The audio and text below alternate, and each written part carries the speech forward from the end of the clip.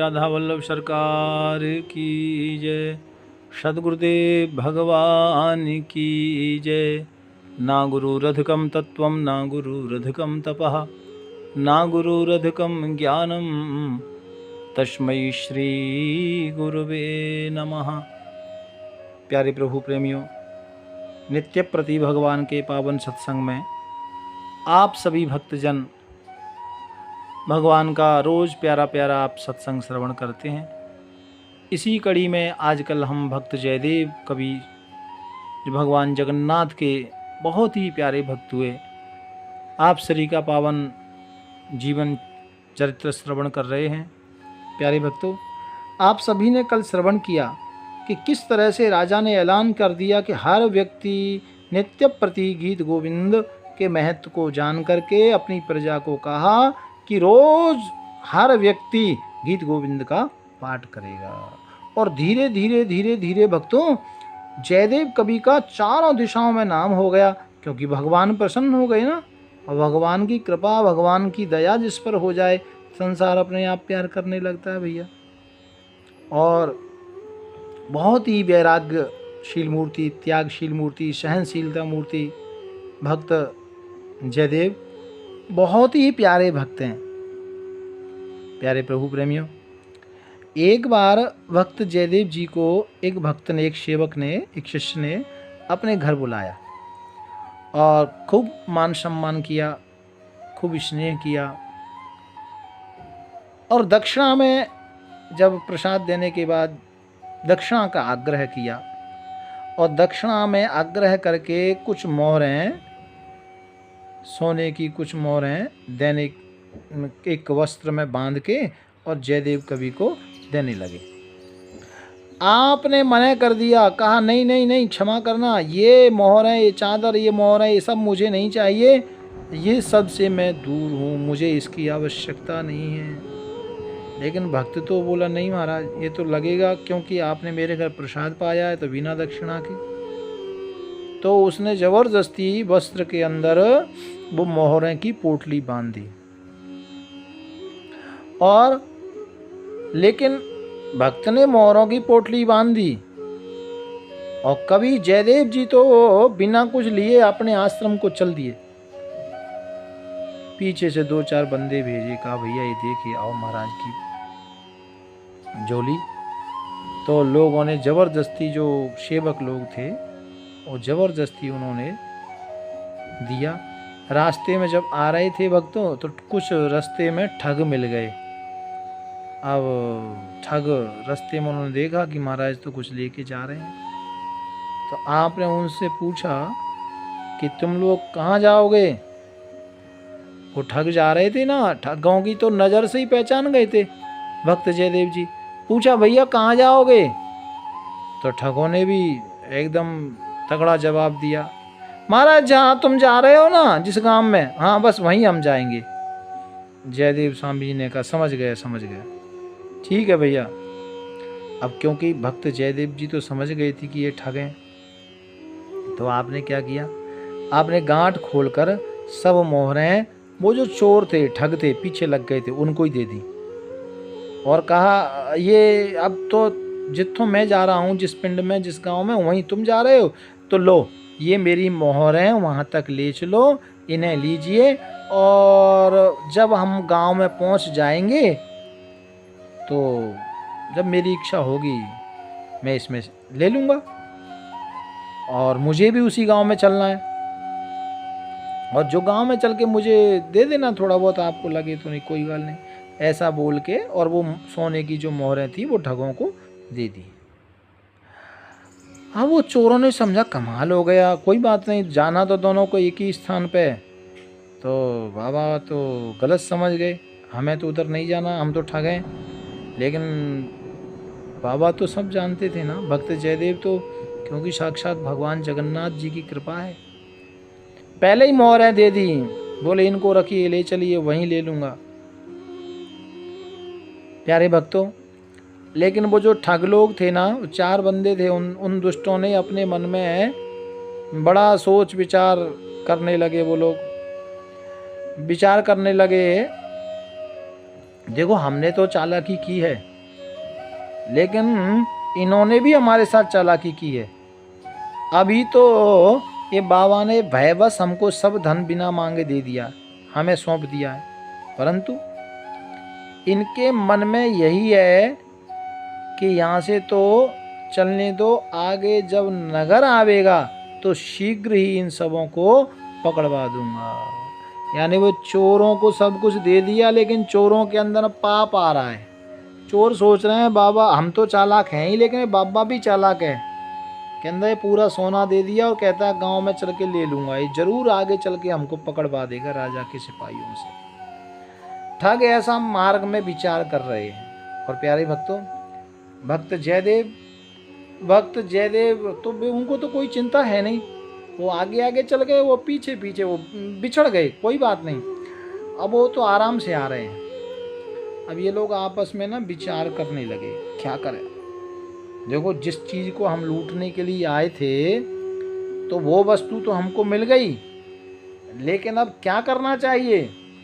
तब श्रीमद् भागवत में लिखा है, धन के लिए कुछ सूत्र भागवत में लिखे हैं। वो क्या है, अर्थस्य साधने सिद्धि उत्कर्षे रक्षणे व्यये नाशोपभोग आयास्र संचित्ता भ्रमो नृणाम् स्तेयं हिंसानृतं दम्भा कामः क्रोधः सयो मदः भेदो वैरविश्वासः संस्पर्शा व्यसनानि च एते पंचदशानार्था भ्रातमूलामृता नृणाम् तस्माद् नर्थनम् आख्यम श्रेयोर्थी तुरस्त्यजेत। प्यारे भक्तों, धन उपार्जन के लिए भागवत में कुछ बातें आई हैं 11वें और भागवत के अनेक ऐसे श्लोक हैं जिनमें धन उपार्जन के लिए भागवत में बताया गया है, वृद्धि के लिए, रक्षा के लिए और सावधानी के लिए, हर चीज के लिए बताया गया है। और भागवत में कहा गया है कि जीव को जितना धन कमाने में मुसीबत होती है ना, कष्ट होता है, उससे कहीं ज़्यादा उसकी रक्षा करने में कष्ट होता है। ये जो लोग धनी लोग हैं ना, उनसे पूछ के देखना, जो कमाने में तो कष्ट होता ही है, लेकिन कमाने से ज़्यादा रक्षा में कष्ट होता है, रक्षा करने में। हर कोई धन की रक्षा नहीं कर पाता। क्यों? धन की रक्षा से क्या होता है? भय होता है। और धन, जो हम धन को कमाने के लिए परिश्रम करते हैं, तो उसके लिए देखो धन के लिए क्या क्या करना पड़ता है। परिश्रम आप करते हैं, परिश्रम के साथ भय आती है, कोई ले ना ले, चिंता आती है, चला ना जाए, भ्रम आता है। और बाद में, ये तो धन के बाद का है, भय, चिंता, भ्रम।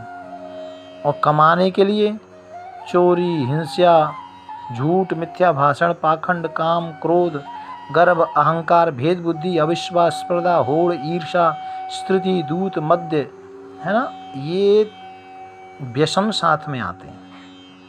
जब धन कमाते हैं और धनवान कोई व्यक्ति हो गया तो उसके बाद भय, चिंता का सामना तो करना ही पड़ेगा, लेकिन उसके साथ में ये और चीज़ जो फोकट की मिल जाती है ना, चोरी, हिंसा, पाखंड, काम, क्रोध, गर्व, अहंकार, भेद बुद्धि, अविश्वास, स्पर्धा, ईर्षा, और ज़्यादा धन हो गया तो स्त्री, द्यूत, है ना, मद्य, मदिरा पान करना, द्यूत, जुआ खेलना और गंदे काम करना, ये सब व्यसन, ये 15 चीज़ बताई हैं भागवत में। ये मनुष्यों का जो धन है ना, उसका अनर्थ तो करती हैं, लेकिन मनुष्य के धन का भी नाश हो जाता है।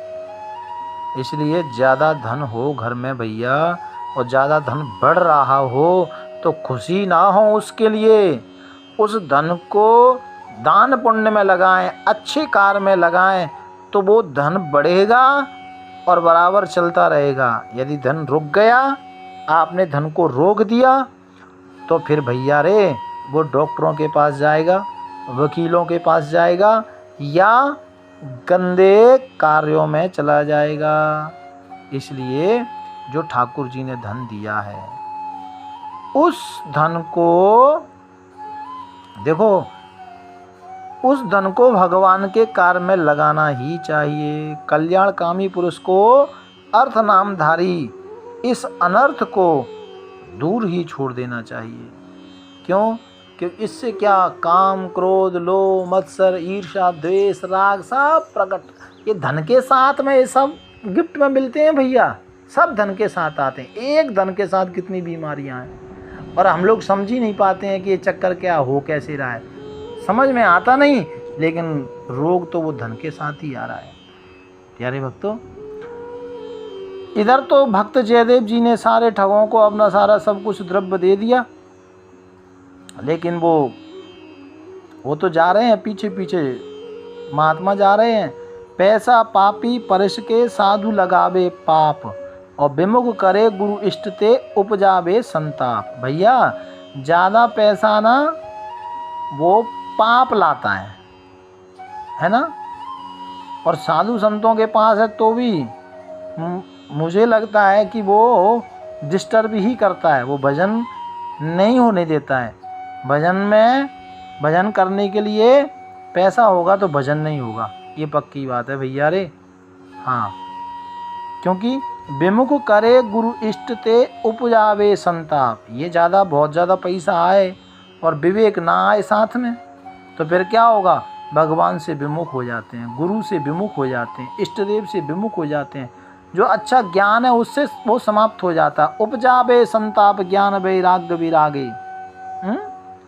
हाँ, कष्ट आना शुरू, संताप, चिंता, भय, काम, क्रोध, मद, लोभ, मत्सर, श्रृंगारे, सब द्रोहिन ते शिरे, भक्त द्रोही नहीं ऐसा।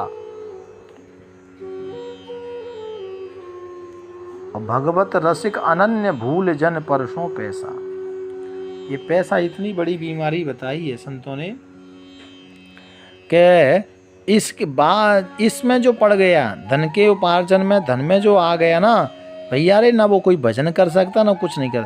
हाँ, कैमरे का भगवान बेशक कोई बन जाए, अपना वीडियो का या और किसी चैनल का, मीडिया का, कुछ भी आप बन जाइए भगवान, लेकिन मैं सच कह रहा हूँ, ये मेरा अपना अनुभव है और मैं बहुत ज़ोर से कह रहा हूँ इस बात को जोर लगा के कि वो व्यक्ति भजन नहीं कर सकता, उसका मन लग ही नहीं सकता, चाहे वो बेस के लिए कितना ही बड़ा वो संत बने, कुछ भी बने, लेकिन ये जो पैसे के चक्कर में पड़ गया ना भैया रे, वो भजन नहीं कर सकता, ये पक्की बात है।